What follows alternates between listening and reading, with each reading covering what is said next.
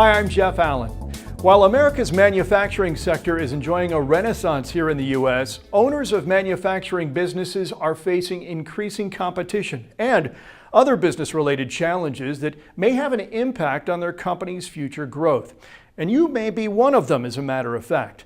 To tell us how his company works with manufacturers to get their businesses back on track and back in the new manufacturing race, I'm joined by Mr. Colin Baird, Managing Partner at Riskovery. Colin Baird, nice to have you. Jeff, thanks a lot. How are you today? I'm doing fine, thank you, and thank you so much for joining us. Give us kind of an idea, Colin, of a little bit more about you. We'd like to learn about you in particular, but also to really how it is that you got involved with working specifically with companies in the manufacturing sector.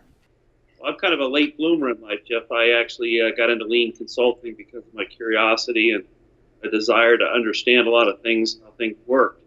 And the farther I dug into lean, the more I realized that it was about people and really improving people, getting to the root causes of what happens in a manufacturing operation to really drive down costs. And the further I got into lean, the more I realized it was really about improving people. And that's what really fascinated me about it. But of course, along with people, there are the processes that go along with the people, those folks involved in the business.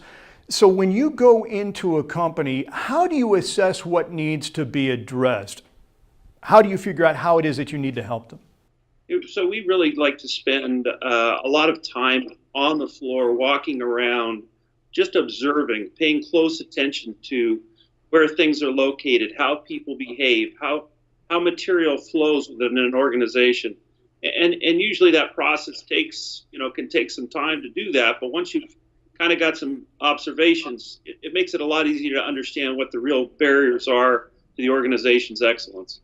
Colin, as I had kind of touched on, there's this manufacturing renaissance, and because we're seeing this surge in the manufacturing sector and new businesses coming online, there are many consultants out there that are coming up and many people involved with helping companies like you do. What makes your business stand alone or stand apart from the others that are out there, and why should a manufacturing business do business with Riskovery? I think what really sets Riskovery apart is our passion for people and our passion for process. And aligning those two really is what we're all about, and making certain that we're driving the right things to make the business better. Rather than just looking strictly at financial statements, we're looking at what drives the causes behind the costs in the financial statements. And I think that too many consultants today, Jeff, really spend a lot of time just looking at financial statements. And frankly, our business is really about looking at process and people. Colin, having said that, let's kind of get a little bit more in depth as far as understanding how your firm is in fact different. Can you give me maybe a phrase that might describe your company culture that would serve as some evidence of your company kind of standing above the rest? I think our mission of really having a fundamental belief in the ignorance of experts really kind of defines who we are as an organization and who we are as people and who we are as consultants. I came across that phrase a few years ago from a tremendous scientist by the name of Dr. Feynman, and I think it describes who we are at our core, really curious people about that which we don't know.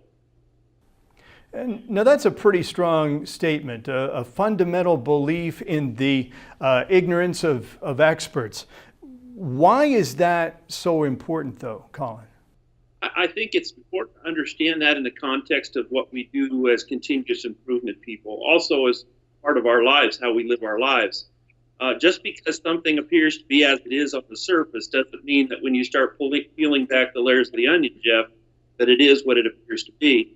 And within the lean principles, we really are required to go beyond the first why, to continue to ask more and more why questions about why something looks the way it is on the outside, but why it's developing differently on the inside.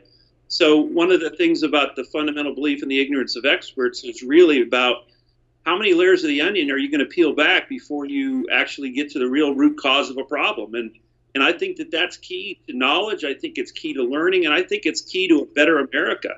Because when we're not challenged by just asking why one time, when we're permitted within our organizations to ask why numerous times, we actually start getting better answers and better information.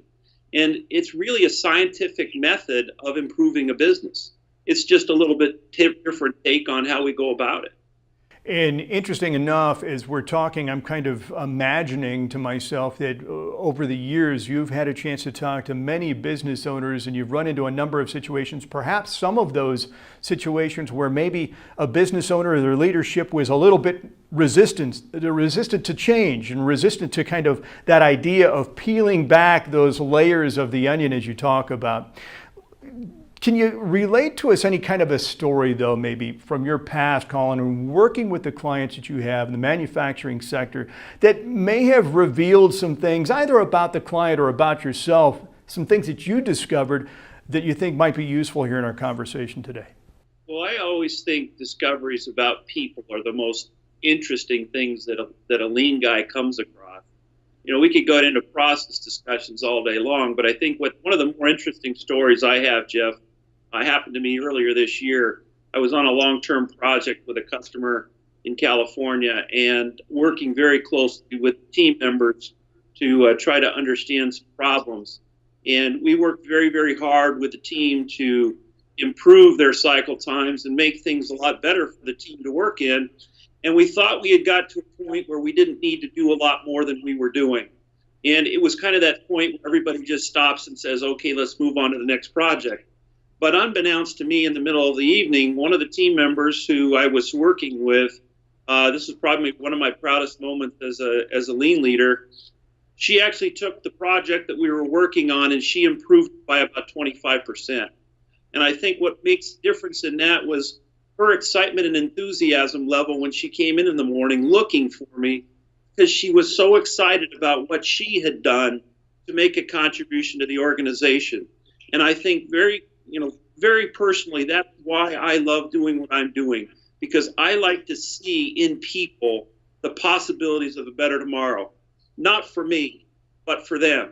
And what that does is it rewards a leader with a belief that he commits throughout the organization that he can make people better. He can help a better journey for people.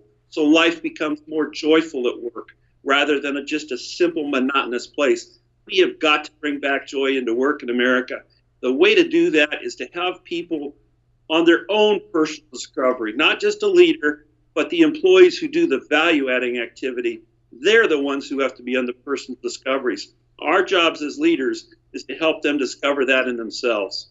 So for those of us who may be resistant to change, we can take from that there's some hope out there, and that, you know, if somebody working on perhaps the factory floor or someplace else in the building, whether we have a manufacturing company or some other industry or that we're involved in some other sector, there's hope out there. And as long as you are willing, as long as there's that aspect of you that is willing to make those positive changes, you can in fact receive rewards just like you did by seeing that, hey, you can make these changes. They can result in higher profits, but they can also result in happier people, more satisfied people, and perhaps more satisfied, happier employees. And that's a win-win-win for everybody when you get right down to it, Colin. Very, very good. Well put. For those people who are interested in doing business with you and Riskovery, and they'd like to reach out and learn more about you and your company, how can they reach you? There's a couple of ways, Jeff. Of course, you can go to our website, which is coachingcrossroads.com. You can call me directly on my cell phone. I'm in California at 661-332-0382. If you need to reach me via email, it's Colin, Colin, at coachingcrossroads.com. Well, Colin, Baird, it's been a pleasure, sir. Thank you so much for taking time out for this conversation. Jeff, thank you very much for the opportunity. I appreciate it. You're welcome. To learn more about Colin Baird and how his firm can help overcome the issues that could pose as a challenge to the growth of your manufacturing business, you can give him a call at Riskovery, 661-332-0382, or visit the website coachingcrossroads.com. My name is Jeff Allen. Thanks so much for watching.